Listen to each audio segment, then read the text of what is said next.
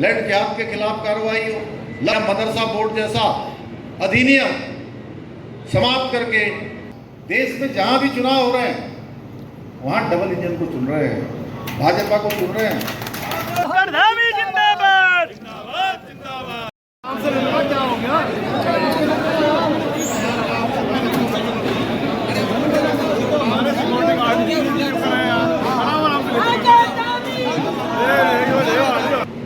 भाइयों बहनों,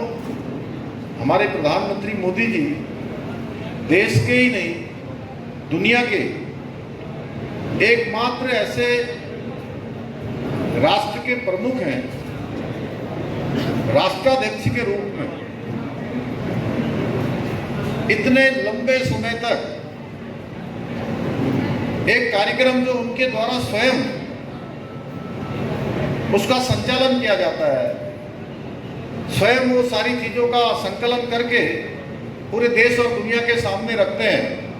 और उसका 135वां संस्करण दुनिया के इतिहास में कोई दूसरा राष्ट्राध्यक्ष नहीं होगा जिसने बिना रुके बिना थके भारत को जहां बुलंदियों पर पहुंचाने का काम किया है। पूरी दुनिया के अंदर भारत का मान सम्मान और स्वाभिमान बढ़ाने का काम किया है, वहीं पूरे देशवासियों को प्रेरणा देने का काम किया है, उनके अंदर उत्साह भरने का काम किया है, उनके आत्मविश्वास को जगाने का काम किया है और तमाम सारी ऐसी बातें जिनको लोग अपने जीवन में उतार कर अपने जीवन को बदलने का काम कर रहे हैं। न जाने कितने कर्मयोगी जो बरसों बरसों से कर्म साधना में लगे थे, परिश्रम कर रहे थे, तपस्या कर रहे थे, अनवरत रूप से अपने काम को आगे बढ़ा रहे थे, लेकिन उनको कोई देख नहीं रहा था। भाइयों बहनों, प्रधानमंत्री जी ने जहां लोगों की नजर नहीं जा रही थी, उस कर्मयोगी पर, उस गरीब पर, उस बहन पर, उस भाई पर जो अपने कर्म साधना में रत थे, उन सभी को देश और दुनिया के सामने पहचान देने का भी। हम उत्तराखंड के लोग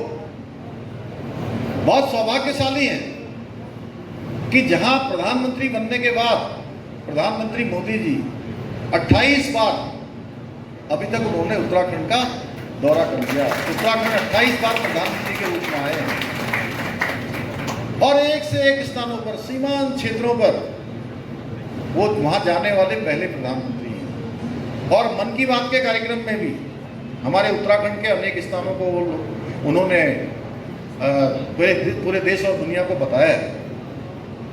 यही कारण है कि आज विकास के मामले में, ऐतिहासिक निर्णयों के बारे में, तमाम प्रकार की उपलब्धियों के बारे में आज उत्तराखंड अनेक चुनौतियां होने के बाद भी कई सारी उपलब्धियों का साक्षात्कार कर रहा है, जिसकी गूंज आज पूरे देश में सुनाई दे रही है। भाइयों, चाहे वो हमारा यूसीसी का कानून हो, चाहे वो नकल का कानून हो, जिसमें लागू होने के बाद आज 33,000 से अधिक नियुक्तियां हमारे राज्य के नौजवान युवाओं को मिली है, हमारे भाई बहनों को मिली है और पारदर्शिता योग्यता के आधार पर मिली है। चाहे आज अतिक्रमण के खिलाफ कार्रवाई हो, लैंड जिहाद के खिलाफ कार्रवाई हो, लव जिहाद के खिलाफ कार्रवाई हो, या मदरसा बोर्ड जैसा अधिनियम समाप्त करके अल्पसंख्यक शिक्षा के क्षेत्र में नया कानून स्थापित करना हो, या विकास के मामले में, सतत विकास के लक्ष्यों को प्राप्त करने में पूरे हिंदुस्तान में हमारे राज्य उत्तराखंड का नाम उस इंडेक्स में पहले स्थान पर आना हो। आज उत्तराखंड तेज गति से आगे बढ़ रहा है। भाइयों, उत्तराखंड ने जो निर्णय लिए हैं माननीय प्रधानमंत्री जी के मार्गदर्शन में, आज अन्य राज्यों के लिए भी उदाहरण बन रहे हैं। मैं आप सब कार्यकर्ताओं से यही कहना चाहता हूं, सभी भाई बहनों से निवेदन करना चाहता हूं कि आने वाले समय में बहुत जल्द, कुछ ही समय के बाद 6, 7, 8 महीने के अंदर विधानसभा के चुनाव होने वाले हैं। आज मैं मधु सिंह जी से कह रहा था कि बड़े उत्साह से हमारे सब कार्यकर्ता आए। आज हमारे सभी कार्यकर्ताओं को मन की बात के 135वें संस्करण के अवसर पर एक यहां से सौगंध लेकर जानी है यहां से एक शपथ लेकर जानी है, यहां से एक संकल्प लेकर जाना है कि अब जब गंगोत्री से गंगा सागर तक कमल खिल गया है तो रुड़की जिले की 6 की 6 विधानसभाओं में हमें कमल खिलाना है। जब बंगाल में कमल खिल सकता है, आसाम में दोबारा भाजपा प्रचंड बहुमत से आ सकती है, उड़ीसा में भाजपा आ सकती है, महाराष्ट्र में भाजपा आ सकती है, छत्तीसगढ़, मध्य प्रदेश, राजस्थान, दिल्ली, हरियाणा, देश के 2-3 राज्यों को छोड़ के अब जो है सब जगह कमल खिल गया है।